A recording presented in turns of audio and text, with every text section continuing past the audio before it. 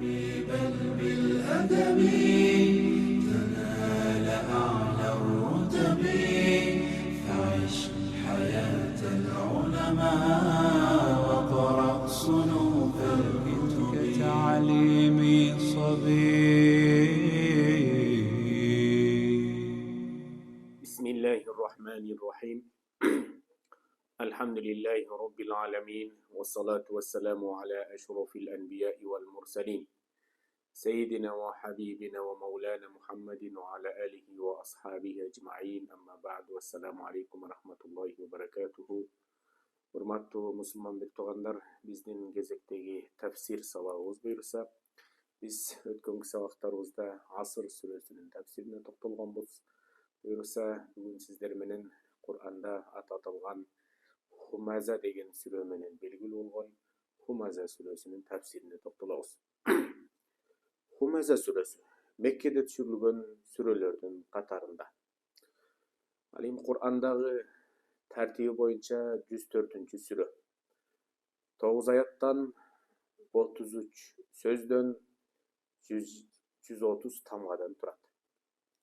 Хумаза сүрөсүнүн аталышы биринчи аяттагы Хумаза сөзүнөн алынган. Акарат айтуу, кемсинтүү, шылдыңдоо сөзүнөн, мындайча айтканда, өзүнөн төмөн көрүү дегенди дагы түшүндүрөт. Бул сүрөдө кимде-ким адамдарды ушундай бир сырткы келбетине карап, аларды кемсинтип, мындайча айтканда материалдык жана социалдык абалынан улам шылдыңдап, аркасынан ушак айтуунун өтө бир жаман экендиги, жаман көрүнүш экендигин баяндап атат. Айтор бирөөнү шылдыңдоонун, анын артынан кеп кылып, сүйлөп, өзүн жогору коюунун дагы бир себептери бар. Мунун негизги себеби балким кээ бирлери мал мүлккө жана мансапка таянып, мал мүлк кээ бир адамдарды мындай бир ач көздүккө, бузукулукка алып барат жана көзүн көр кылып коет экен. Эми ошондой инсандарга эскертүү катары түшүрүлгөн сүрө. Эми Хумаза сүрөсүнүн фазилети Убай ибн Кааб радиаллаху анху риваятланган хадисте пайгамбарыбыз саллаллаху алейхи ва саллям айтты: кимде-ким Хумаза сүрөсүн окуса, Аллах Таала ага Аллахтын элчисин саллаллаху алейхи ва саллям жана сахабаларын душмандар канчалык шылдыңдаган болсо, ошончолук соопторду жазат дейт. Жана сүйүктүү пайгамбарыбыз саллаллаху алейхи ва саллямды шылдыңдагандар канчалык күнөөгө ээ болсо, Хумаза сүрөсүн окугандар ошончолук соопторго дагы ээ болот деп атат пайгамбарыбыз саллаллаху алейхи ва саллям. Дагы пайгамбарыбыз саллаллаху алейхи ва саллям шылдыңдоонун канчалык оор күнөө экени, акыреттеги азабы жана чыдагыс болору ушундай бир оор экендигин бул сүрөдө баяндап атат. Хумаза сүрөсү менен Аср сүрөсүнүн кандай байланышы бар дей турган болсок, албетте Аср сүрөсүндө 4 топтогу, мындайча айтканда, бул дүйнөдө жана акыретте банкротко учурабаган 4 топтогу адамдар туурасында баяндаган. Ал эми Хумаза сүрөсүндө болсо капырлар жана алардын өзүн өзү азапка татыктуу кылгандыгы туурасында баяндалат. Адамдар өз дене мүчөсү менен түбөлүктүү азапка татыктуу болуп дагы калышы мүмкүн экен. Колу, буту, тили жана башка мүчөлөр аркылуу бирөөгө азап берип, шылдыңдап коюшат. Ошонун азабын өзү акыретте тартат. Биринчи аяттын тафсири. Ба'да аузу биллахи минеш шайтонир раджим. Вайлун ликулли хумазатил лумаза. Вайл сөзү менен баштады. Каргыш болсун, азап болсун дегенди түшүндүрөт. Кимдерге? Ликулли, ушундай адамдарга, акаратчы, ушакчы, ушундай адамдарга Аллах Тааланын каргышы болсун деди. Алар кандай болот? Хумаза. Тынымсыз бирөөнү шылдыңдаган, акарат кылган, көзү жокто артынан сөз кылган адам. Мындайлар бирөөнү ушактамайын тура албайт. өзүнөн кандайдыр бир өзүнүн бир жамандыгынан улам башканы да жаман көрсөтүп, жала жабып, акарат кылып турушат. Эми хумаза дедик. Бул тынымсыз бирөөнүн ушундай бир айыбын изилдегендер. Ал эми ламз деген сөз бар. Бул дагы бирөөнү шылдыңдоо, үстүнөн күлүү дегенди түшүндүрөт. Бирөөнү шылдыңдаган, акарат кылган адамга Аллах Тааланын каргышы болсун деген маани жатат бул жерде. Демек, бул жерде вайыл болсун деп, вайыл сөзү менен баштагандыгы каргыш болсун деп. Эгерде кайсыл бир сүрөндө ошол сүрөнүн биринчи аятында башында бир өкүмгө тыйым салып аткан болсо, демек ал өкүмдү аткарган адамдардын азабы, күнөөсү оор боло тургандыгын Аллах Таала эскертип атат.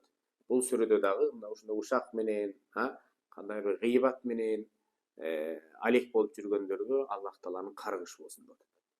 Мужахидтин айтуусу боюнча хамз көз менен эки же дене мүчө аркылуу ишарат кылуу менен шылдыңдоо хамз. Эми хамз менен ламзди айырмалап атат да.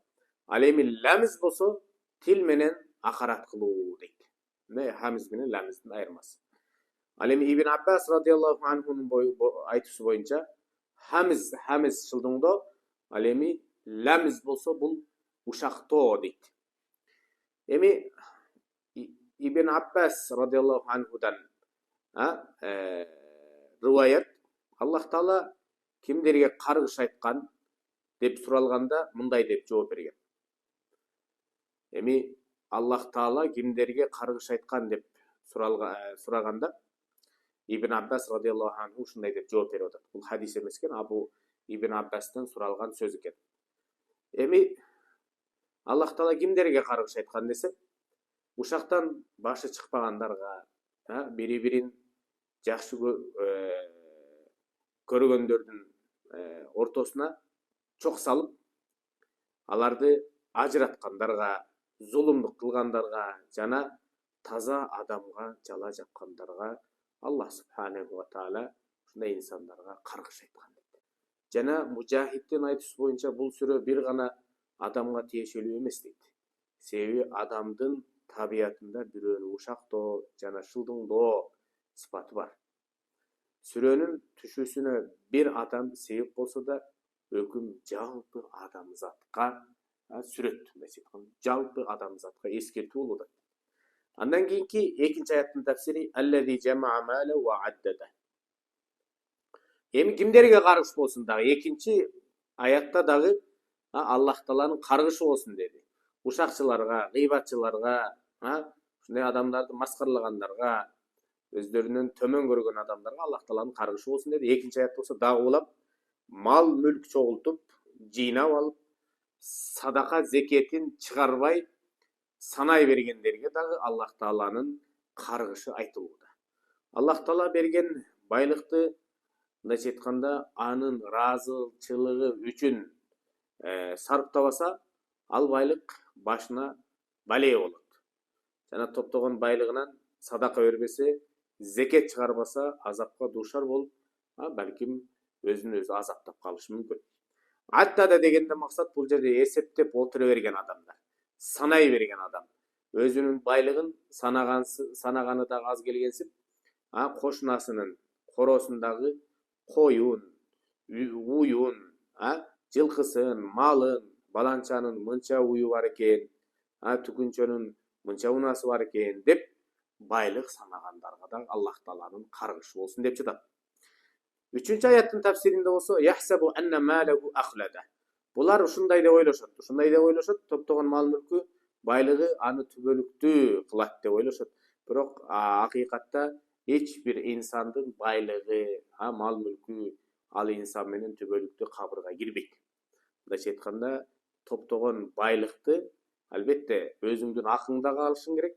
Ла танса насибака мин дуния дегенде, бул дүйнөнүн өзүңдүн насибиңди унутпашың керек. Өзүңдүн акыңды, ошол өзүңдүн акыңды да алып, жана акыретке дагы ошол Аллах Таала берген ырыскыдан аз да болсо сарптап, зекетиңди берип, садакаңды берип, колунда жокторго, бейбачараларга ушундай бир жардам колун суна турган болсоң, мына ушул бул дүйнөдө берилген жакшылыктын баардыгы, сооп садаканын баардыгы акыретте ошол берген адамга бир гана жакшылык болуп кайтат. Андан кийинки 4-нчы аяттын тафсиринде болсо калла ла юмбазанна фил хутама.